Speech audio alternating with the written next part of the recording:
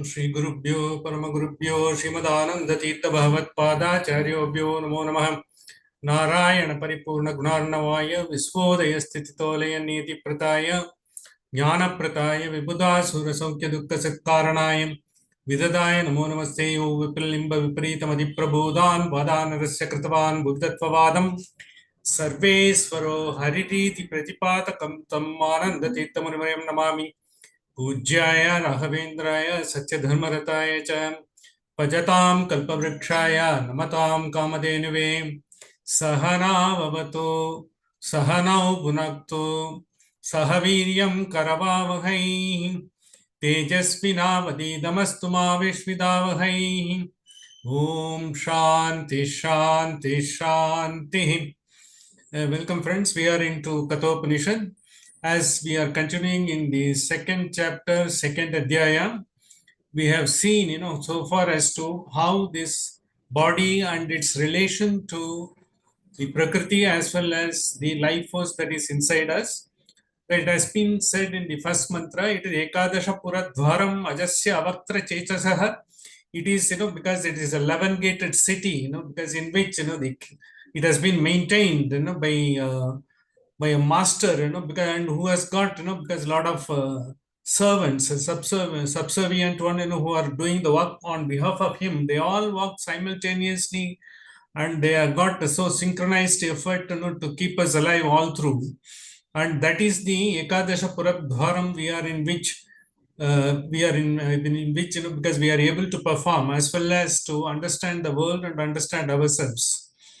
As we have been doing it, because the next mantra said, because what is the greatness of that life force that is keeping you inside. So it is trying to give a glimpse of that life force, because Hamsaha, it says, because it is the one, which is pure, it doesn't have any blemish whatsoever. And it is one, which is able to keep you to attain your own purity, because which you are entitled to based on, whatever you have been given the capability, because you are supposed to be getting it and all. So in that process, because it was trying to give a glimpse of, what the Brahman could look like. It also said Antariksha, because it is the one, who is taking care of the entire cosmos and fire moment, and the same life force is inside in all the beings, including us, when it is activating. And basically, to understand that, we will not be able to understand through our own senses and its actions and our own desires by which, the senses act. The senses have got a stimuli, and that stimuli brings in the desire into us, and the perception and the desire converted into action for our own benefit. We get into this world. That is the process. But this process normally we will not be able to understand, because it is all taken as given. Because we are doing everything, because as it is, we just don't understand, because we are able to do it and we are doing it. We are able to take our food, we are able to get what we want. If we want to be doing something, because which interests us, because we try to find the ways and means to do it, we are doing everything and all. But when all these things are happening, how, you are being, the life force is able to activate you. It is able to activate you through the prana. That's what we said. The prana is the one, which is taking the breath, the simple breath, because every day, what we are doing right from our birth, currently we are doing, and it is going to be there till such time we are going to be in this world, because it is taking care of everything. It is the one which is bringing about the energy and disperses the energy all through the body and gives it, necessary sort of a nutrition as well as the energy to activate, as well as it also detoxifies the body. It takes away, extract everything, and it also helps regeneration. It's selflessly been doing, irrespective of the fact what type of a person you are, what type of a being you are, what type of attitude you are having, what is that you are doing in this world, whether you are something, because a noblest of a person, or whether you are someone, because doing all sorts of unwanted things, who has been a burden on, you could be a burden on the society, or you could be some sort of a bounty on the society. You will be able to give so much to the society, because by reason of which, you will be able to realize yourself, what is you are capable of having come into this world. And someone, you can live on the society, and you could be a sort of a burden on the society. Both are possible, because you could be a sort of a any type of a person, it depends upon. As far as the energy is concerned, the God gives, it doesn't discriminate. It is like a seed is being sown into the field. The same water is being given to all the seeds by the rain, or even if you are giving the water from your well, because it is being, the same water is being given to everyone. Same nutrition is being given to all the seeds.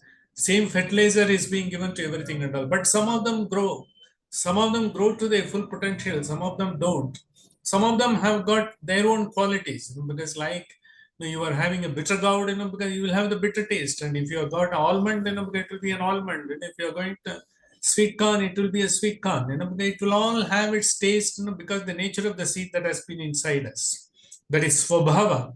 The swabhava has come, because of the vasanas which are carried all over, because so many births in being, so many beings and having come into this, then we are trying to get into, because to flourish it, to the full potential of the seed.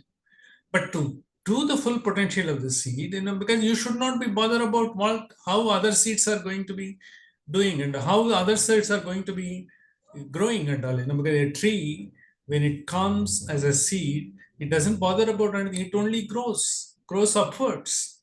That is what, because when you have come here, to understand your experience, you should be able to grow upwards. Your roots will be down, and the roots are being given the energy, through the life forces, because the water and fertilizer and all other things, because even in a forest, who does the fertilization, who gives the water, it's all the rain gives. And the god-given fertilizer, natural, because the manure, that gets into, the process, the metamorphosis of the earth, and as well as the plants, that is being given as the nutrient, it gets into, and it comes on its own. The God gives the energy to grow, because as your desired state of, because what you are supposed to be doing, it gives you everything under.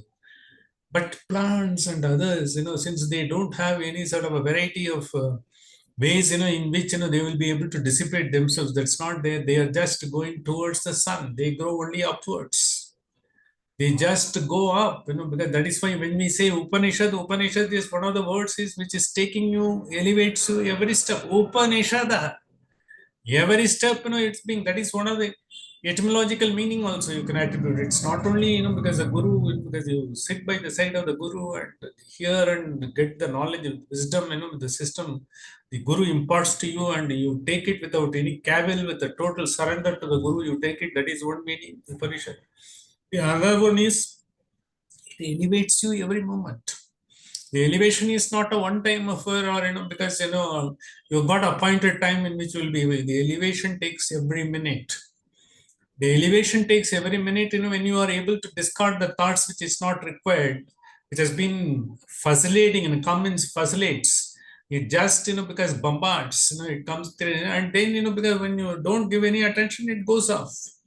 But the thought comes, the speed in which it comes, in the same speed it goes off. If you are able to give no attention to that, if you are able to give rab, etc., you don't bother about that, you allow it to go. How to do it? That is not possible.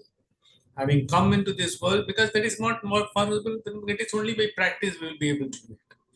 There are thoughts, in which you are not involved, even that thought can come. Someone's affairs, you may be taking in someone's affair and you will be able to, why it is happening to him, why he should have done like that, you may do all those things. These are all unnecessary. If possible, if you are able to give him some guidance, or if you are able to give him a way out or some helpful measures, in whichever you do that, otherwise don't bother about it. Unless a person comes and asks for help, you've got no right to go and help on your own to someone.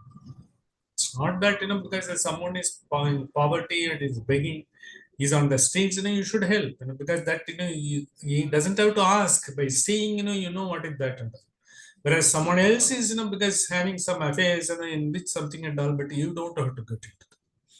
You have to take care of, because your affairs and, because you, what you are doing will have a ripple effect. When you are doing to the perfection, because certainly it will be, because when you are earning a money and, because when you are forming trust or charity, or you are contributing a trust or charity in which, you have seen they are doing a good work, they will be able to do, that is the ripple effect. So your right is only to do all those things, and you don't have to unnecessarily be, because trying to see, that I am going to be this one and that one and all, because in that process what will happen, you will be dissipating your energy. Every thought is an energy. The moment you dissipate the thoughts, is the dissipating the god-given energy. And what you are supposed to be doing, swadhyaya, what we call, because what we have to do, because in the present life, in the present form, in the present capacity, and what is that duty we have to do? First, to do the duty to yourself, your family, and the people around us, and who are around. Because basically, you have to do to the extent you are supposed to be doing, and then you will have to be continuously be doing all other things where you will be able to share your resources, share your efforts, and as well as share your ideas and actions. Everyone, that has to automatically take. In that process, what happens, you will not be thinking about yourself, what is going to be with me, what am I going to get. There will not be any transactional, you will not be doing anything, because just it's not a barter, it's not a trade. You will be doing it, because you are happy doing it, you are enjoying doing it. Someone has not forced you to do it. Out of force, and if you do, it's a compulsion. Out of compulsion, you will not be doing it. You will be doing everything because you have to do it, and you have come into this world. So once you come into this world, you have to act every moment.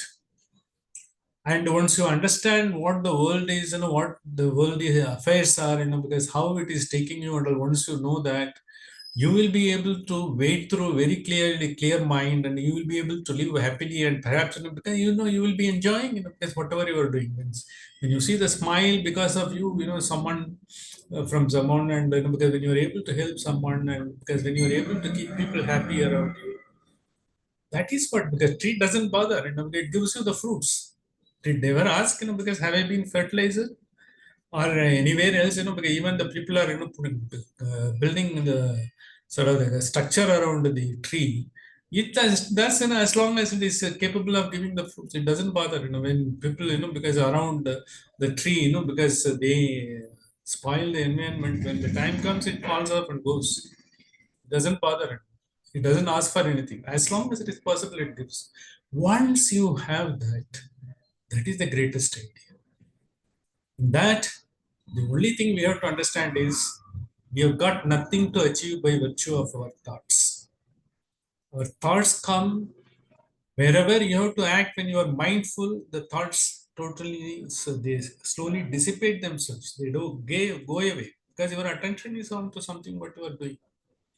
Once you are mindful, once you are able to do, because how you have got a goal, because when you are trying to get a goal, because which goes up, because first is for yourself and your family. You might have done, when you are in the younger age, because as you grow about, because then you find how people around you, what you can do for that, because then you to do that, you don't have to purposely, but you associate yourself with some organization, or you be yourself, try to do whatever little way, because always it will go to the respective. You don't have to claim, because you don't have to, whatever you give to the world will automatically will come back to you.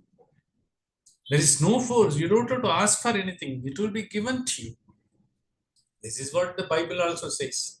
You do your thing, and you give to the world. It will come back to you in many more